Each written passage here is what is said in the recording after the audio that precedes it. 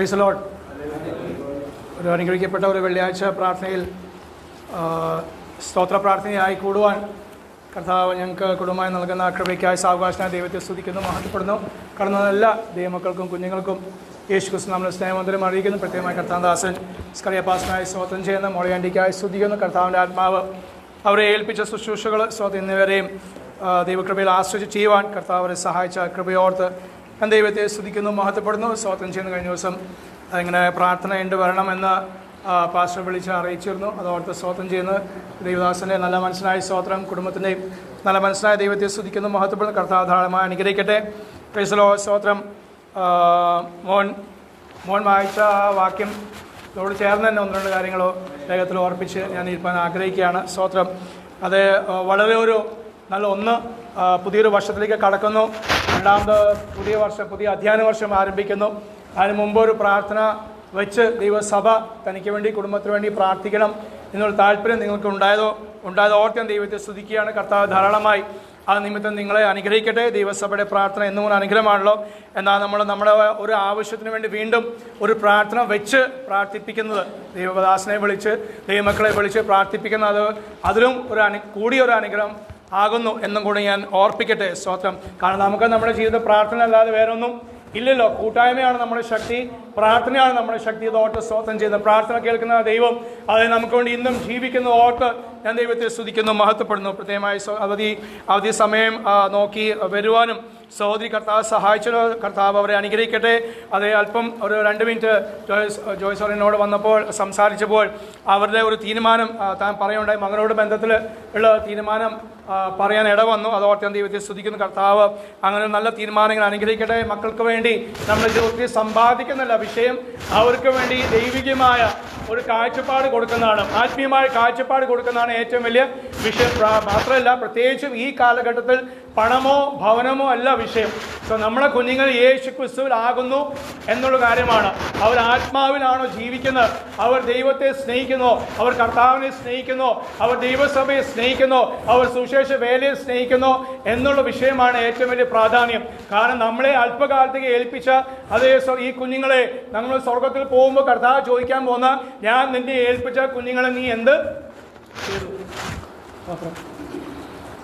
അവിടെയാണ് അന്ന് തല കുനിയോ തല നിവർന്ന് നിൽക്കുമോ എന്നുള്ള വിഷയം അന്ന് അറിയാൻ പറ്റുള്ളൂ. സ്തോത്രം.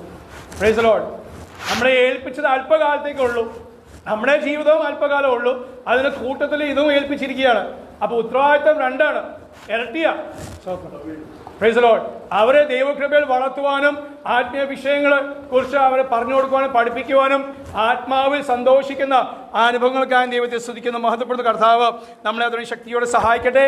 അതേ നമുക്ക് മുമ്പിൽ വെച്ചിരിക്കുന്ന ഓട്ടം സ്ഥിരമായി ഓടണം. സ്തോത്രം. നമുക്ക് സ്ഥിരമായി അത് ഓടുവാൻ കർത്താവ് സഹായിക്കണം. അതിനുവേണ്ടി അത് ഒരാളുടെ ഒരു വിഷയം വേഗത്തിൽ 3 വാക്യങ്ങൾ വായിപ്പിച്ച് ഇരിക്കാൻ ആഗ്രഹിക്കുകയാണ്. അതേ നമ്മുടെ ഈ സ്ഥിരമായി ഓടണമെങ്കിൽ അത് നമുക്ക് ബലം വേണം, പ്രാർത്ഥന ആവശ്യമാണ്. ഞാൻ പറഞ്ഞ പോലെ പ്രാർത്ഥന ആവശ്യമാണ്, കൂട്ടായ്മ ആവശ്യമാണ്. അത് പരിശുദ്ധാത്മാവ് നമുക്ക് വളരെ ആവശ്യമാകുന്നു. ആത്മാവിന്റെ ശക്തി ദിവസങ്ങൾ മോൻ പ്രാപിക്കണം. സ്തോത്രം. അത് പരിശുദ്ധാത്മാവ് മോനോട് സംസാരിക്കുന്ന അനുഭവം, മോനോട് അത് ഇടപെടുന്ന അനുഭവം. സ്തോത്രം.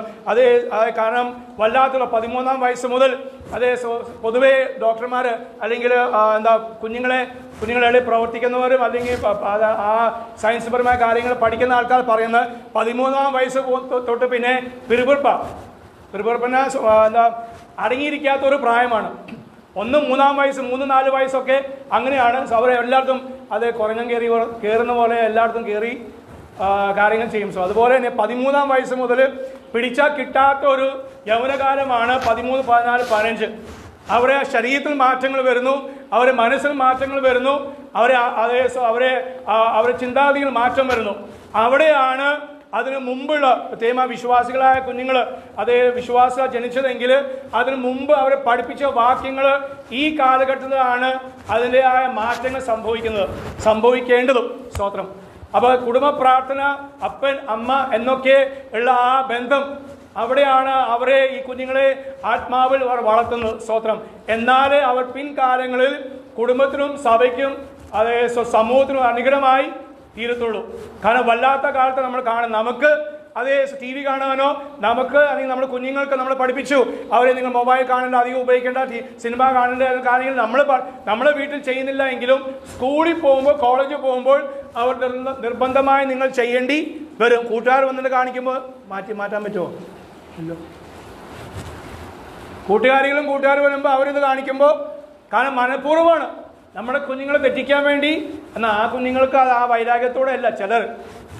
പക്ഷെ പിശാച് അവരിൽ പ്രവർത്തിക്കുന്നതുകൊണ്ട് ഇവർ ആരാന്ന് പിശാചിനെ അറിയാം.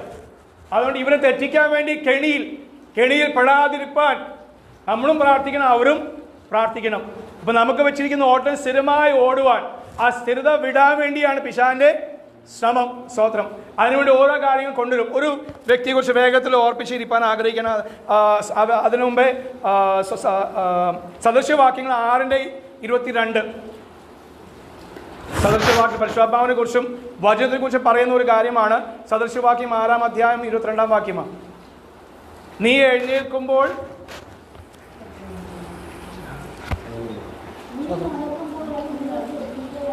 നീ നടക്കുമ്പോൾ നിനക്ക് വഴി കാണിച്ചു തരും. നീ ഉറങ്ങുമ്പോൾ നിന്നെ കാക്കും ആര്? കർത്താവിന്റെ വചനവും പരിശുദ്ധാത്മാവും. വചനം എന്ത് ചെയ്യുന്നത്? നമ്മളെ ഉറങ്ങുമ്പോൾ കാക്കുന്നത് ദൈവത്തിന്റെ വചനം. നീ നടക്കുമ്പോൾ നീ നടക്കേണ്ട വഴി നിനക്ക് കാണിച്ചു തരും. പിന്നെ നീ ഉണരുമ്പോൾ നിന്നോട് സംസാരിക്കും. സ്തോത്രം. അപ്പൊ രാത്രി കിടക്കുമ്പോൾ പ്രാർത്ഥിച്ച് കിടക്കണം. രാവിലെ എഴുന്നേറ്റ് ഓരോ ദിവസം പ്രാർത്ഥിച്ചു വേണം. കർത്താവെ എന്നെ സഹായിക്കണമേ, എൻ്റെ വാക്കുകൾ ടീച്ചേഴ്സിൻ്റെ വാക്കുകളോ അല്ലെങ്കിൽ കൂട്ടുകാരുടെ വാക്കുകൾ ഞാൻ പെട്ടുപോകാതെ അവർ മുമ്പിൽ ഞാൻ അനുഗ്രഹമായി തീരുവാൻ നമ്മൾ പ്രാർത്ഥിക്കണം. സ്തോത്രം. വഴി കാണിച്ചു അവൻ നിന്നോട്, അത് നീ ഉണരുമ്പോൾ സംസാരിക്കുന്ന വചനമാണ്. അതുകൊണ്ട് പറയുന്നത് സ്തോത്രം. പലരും നമുക്കെല്ലാം അനുഭവങ്ങളുണ്ട്. സ്തോത്രം. അതേ ഹല്ലേലൂയ. അതേ ആ വെളുപ്പിനെ എണീക്കുന്ന സമയത്ത് തൊട്ട് മുമ്പ് അതേ ഒരു 5 മിനിറ്റ് മുമ്പ് 10 മിനിറ്റ് മുമ്പേ ഒരു വചനം ഇടപെട്ടു. ചിലപ്പോൾ സ്വപ്നത്തിലായിരിക്കും, അല്ലെങ്കിൽ എഴുതി കാണിച്ചതോ, അല്ലെങ്കിൽ അത് നമ്മുടെ ഉള്ളിൽ ആത്മാവിൽ ഒരു പ്രേരണ, ഒരു വാക്യം തന്നത്. ആ വാക്യം ആ ദിവസം മുഴുവനും ചിലപ്പോൾ ഒരു ആഴ്ച മുഴുവൻ നമ്മളെ നടത്തും. സ്തോത്രം. അതിന് ഉദാഹരണമാണ് ലൂക്കോസ് സുവിശേഷം 2-ാം അധ്യായം 25, 26, 27 3 വാക്യങ്ങൾ.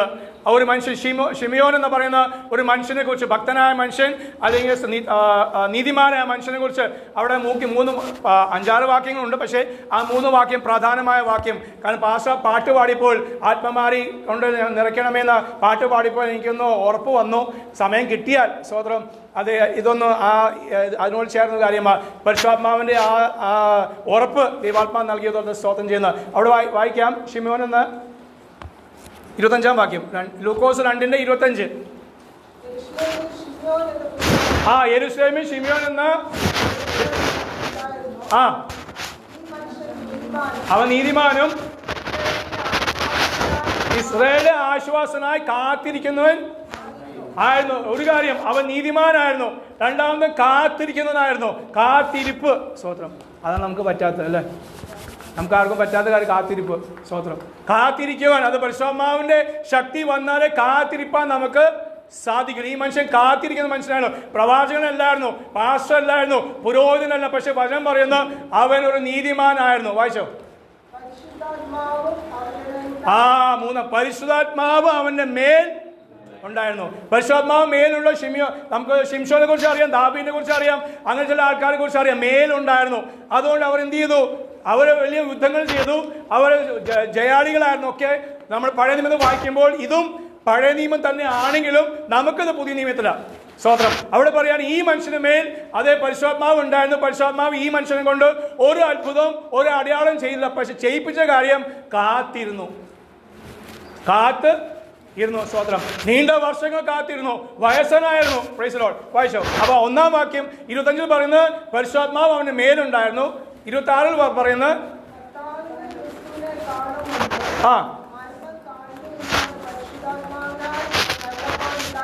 പരിശുദ്ധാത്മാവിനാൽ അവന് അല്ലപ്പാടുണ്ട്. കഴിഞ്ഞ ദിവസങ്ങളാണ് എന്നോട് ഈ ഭാഗങ്ങൾ ഇടപെട്ട് എനിക്ക് വളരെ സന്തോഷം തോന്നി. 3 വാക്യങ്ങളിൽ അടുപ്പിച്ച് പറയാണ് പരിശുദ്ധാത്മാവിന്റെ മേലുണ്ടായിരുന്നു. പരിശുദ്ധാത്മാവ് അവനോട് അല്ലപ്പാട് നൽകി. അവനെ കുറിച്ചുള്ള അല്ലപ്പാട്. സ്തോത്രം. ആ അല്ലപ്പാട് താൻ എവിടം വരെ വയസ്സാകുന്നു, ഏകദേശം 100 വയസ്സ് വരെ ജീവിച്ചു എന്ന ചരിത്രം പറയുന്നു. ആ 100 വയസ്സ് വരെ ഈ ഒറ്റ അരുളപ്പാട്, നീ മരിക്കും മുമ്പേ അത് യെരൂശലേമിന്റെ ആശ്വാസനായകനെ, അത് രക്ഷകനെ നീ കാണുമെന്ന്. Price the Lord. 3-ാം വാക്യം 27. മതി. അവൻ ആത്മനിയോഗത്താൽ ദേവാലയത്തിൽ ചെന്നു. അപ്പൊ ആലയത്തിൽ വരണമെങ്കിൽ ഒരു ആത്മനിയോഗം പ്രാപിക്കണം. മീറ്റിങ്ങിനായാലും സാധാ മീറ്റിംഗ് നമ്മളെ എല്ലാ മീറ്റിങ്ങിനും പോകണം. പക്ഷേ എങ്കിലും ദൈവാത്മാവ് നമ്മളെ നിയോഗിക്കുന്ന ഒരു അനുഭവം, അത് പാസ്റ്റർമാർക്ക് മാത്രം പറഞ്ഞ കാര്യമല്ല, ദൈവമക്കൾക്ക് എല്ലാവർക്കും പറഞ്ഞൊരു കാര്യം. മോനും ഈ ദിവസങ്ങൾ എന്ത് പ്രാപിക്കണം? ആത്മശക്തി പ്രാപിക്കണം. പരിശുദ്ധാത്മാവ് മോൻ്റെ മേൽ വരണം. സ്തോത്രം. പിന്നെന്താ? ആത്മാവ് മോനോട് എന്നോട് സംസാരിക്കണമേ എന്ന് എന്നും ചോദിക്കണം, പറയണം, ഒരു വാഞ്ച വേണം. 3-ാമത് അത് ആത്മനിയോഗത്താൽ. സ്കൂളിൽ പോകുമ്പോഴും ആത്മനിയോഗം വേണം. സ്കൂളിൽ പോകുന്നതിന് ആത്മനിയോഗം വേണം. എൻ്റെ സംസാരം ആരെയും ഭാരപ്പെടുത്താൻ പാടില്ല. മറ്റുള്ളവരുടെ സംസാരം എന്നെ ഭാരപ്പെടുത്തിയാലും അതുമേ ജയം പ്രാപിപ്പാൻ പരിശുദ്ധാത്മാവ് എന്നെ സഹായിക്കട്ടെ. കാരണം പൗലോസ് പറയുന്ന പോലെ 2 തീമോഥെയോസ് 1:7 ബീരത്തിനെ ആത്മാവിനെ എല്ലാം നമ്മൾ പ്രാപിച്ചത് സ്നേഹത്തിൻ്റെയും സുബോധത്തിൻ്റെയും അത് ശക്തിയുടെ ആത്മാവാണ്. ആ ആത്മശക്തിയാൽ അതേ ജീവിപ്പാൻ ദൈവാത്മാവ് ഈ പുതിയ വർഷവും കൂടുതലായി മോനെ സഹായിക്കും. തുടർന്ന വർഷം കർത്താവിന്റെ സമയം വരെ അത് പറഞ്ഞാൽ ആ നേരായ പാത നടപ്പാൻ മോനെയും സഹായിക്കട്ടെ. പപ്പയും മമ്മിയും കുടുംബത്തെ കർത്താവ് സഹായിക്കട്ടെ. കർത്താവിന്റെ ദൈവസഭയ്ക്ക് നിങ്ങളൊരു അനുഗ്രഹം വിഷയമാണല്ലോ, അത് കൂടുതലായി അതായിത്തീരുവാൻ ദൈവാത്മാവ് സഹായിക്കട്ടെ. അതിനുവേണ്ടി അതേ നീതിമാന്മാരായി, അത് ശിമോനെ കുറിച്ച് വായിച്ചില്ല, അവൻ നീതിമാനായിരുന്നു. അവൻ കാത്തിരിക്കുന്ന ഏത് വിഷയത്തിനു വേണ്ടി തിടുക്കം പിടിക്കുന്നു. തിടുക്കം തന്നെ തിരക്ക്. ഒരു തീരുമാനവും തിരക്ക് പിടിച്ച് ചെയ്യാതെ പ്രാർത്ഥിച്ച് അത് കർത്താവിനോട് ചോദിച്ച് ചെയ്യാൻ പാടുള്ളൂ. സ്തോത്രം. മോൻ്റെ വിഷയത്തിൽ പറഞ്ഞത് ജോയ്ബർ പറഞ്ഞ പോലെ അതേ മോൻ്റെ വിഷയത്തിന് വേണ്ടി അവൻ്റെ ഭാവിയെ ചൊല്ലി അതേ ചില നാളുകൾ കഴിഞ്ഞ് സ്വന്തം ജോലി വിട്ട് വരാൻ വേണ്ടിയാണ് നിങ്ങളുടെ തീരുമാനം. അത് ഒരു അപ്പനമ്മ ചെയ്യേണ്ട കാര്യമാണ്. So price the Lord. അതായത് ഞാൻ പറഞ്ഞ പണവും കാര്യങ്ങളല്ല, അതൊക്കെ അത് പിന്നെ ചെയ്യാൻ പറ്റും. പക്ഷേ അത് നമ്മുടെ മക്കൾ ആത്മീയത്തിൽ വളർച്ച പ്രാപിക്കണം, ആത്മീയത്തിൽ നിലനിൽക്കണം. സ്വന്തം അത് മാത്രം ആത്മീയ കാഴ്ചപ്പാട് അവർക്ക് ഉണ്ടാകണം. അതിനുവേണ്ടി നമ്മൾ അല്പം കൂടി കഷ്ടപ്പെട്ടാലും സ്വത്രം അവരുടെ ഭാവിയിൽ അല്പം ഒരു കഷ്ടം വന്നാലും കുഴപ്പമില്ല. ഇന്ന് പല അപ്പന്മാരും അമ്മമാർ പറയുന്നത് ഞാനോ കഷ്ടപ്പെട്ടു അതുകൊണ്ട് അവർ കഷ്ടപ്പെടാൻ പറ്റില്ല. ബൈബിൾ അങ്ങനെയല്ല പഠിപ്പിക്കുന്നത്. കഷ്ടപ്പാട് അവരെ പഠിപ്പിക്കണം. എനിക്ക് കാറുണ്ടായില്ല, വണ്ടി ഉണ്ടായില്ല, സൈക്കിൾ പോലും ഉണ്ടായില്ല പാസ്റ്ററെ, ഞങ്ങൾ നടന്നാ പോയത്. അത് ശരിയാ, നിങ്ങൾ നടന്നു, മക്കളും നടക്കണം. അവർ നടക്കണം. ഇന്ന് അവർ നടക്കാത്തതുകൊണ്ട് നടക്കുവാൻ പഠിപ്പിക്കാത്തതുകൊണ്ട് എന്ത് പറ്റി? അവർ വഴിതെറ്റി പോകുന്ന അനുഭവം. അവരും കഷ്ടം അനുഭവിക്കണം. വചനം പറഞ്ഞിരിക്കുക, നീ കഷ്ടം എന്നോട് കൂടെ നീ കഷ്ടം സഹിക്കുക എന്ന് പൗലോസ് തന്റെ നിജപുത്രനായ തീമോഥെയോസിനോട് ലേഖനം എഴുതുന്നു പറയാം. നീ എന്നോട് കൂടെ കഷ്ടം സഹിക്കുക. അപ്പൊ കഷ്ടത ഈ ലോകത്തിലുണ്ട്. അത് നമ്മൾ അവരെ ചെറുപ്പത്തിലെ പഠിപ്പിക്കണം. എന്നാലേ ജയം പ്രാപിക്കുള്ളൂ. അവരുടെ ജീവിതത്തിൽ മുഖാമുഖം കഷ്ടം വരുമ്പോൾ ഭാരപ്പെടാതെ പ്രയാസപ്പെടാതെ അതിനോട് മുഖാമുഖം കണ്ട് അതിനെ അതിജീവിക്കാൻ ദൈവാത്മാവ് അവരെ സഹായിക്കും. അതുകൊണ്ട് ഈ വചനങ്ങളെ കർത്താവ് അതേ മോനെയും സ്തോത്രം കുടുംബത്തെയും കർത്താവ് അനുഗ്രഹിക്കട്ടെ. ആത്മാവ് നിങ്ങളുടെ മേലുണ്ടാകുവാനും ആത്മനിയോഗത്താൽ നിങ്ങൾ ജീവിക്കുവാനും അത് ആത്മാവിന്റെ അരുളപ്പാടുകൾ പ്രാപിക്കുന്ന നാളുകളായി തീരട്ടെ എന്ന് പ്രാർത്ഥിച്ചുകൊണ്ട് ആശംസിച്ചുകൊണ്ട് കർത്താവ് നൽകിയ സമയത്തോടെ ദൈവത്തെ സ്തുതിക്കുന്നു. കർത്താവ് അനുഗ്രഹിക്കട്ടെ.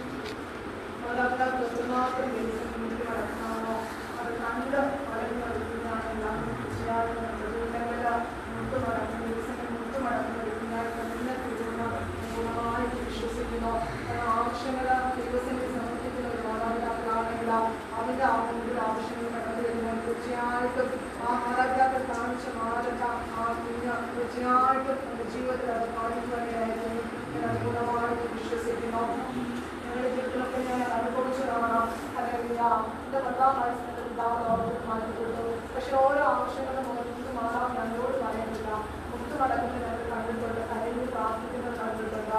അല്ലെങ്കിൽ ഓരോ ജീവിതത്തിൽ ഒരു തീരുമാനമെടുക്കുക, ഞങ്ങളെ പഠിപ്പിക്കുക, ഒരാവശ്യം ആരോടും പറയുന്നില്ല. ഒരു പൈസ പോലും ആരെയും കടന്നിരുന്നില്ല.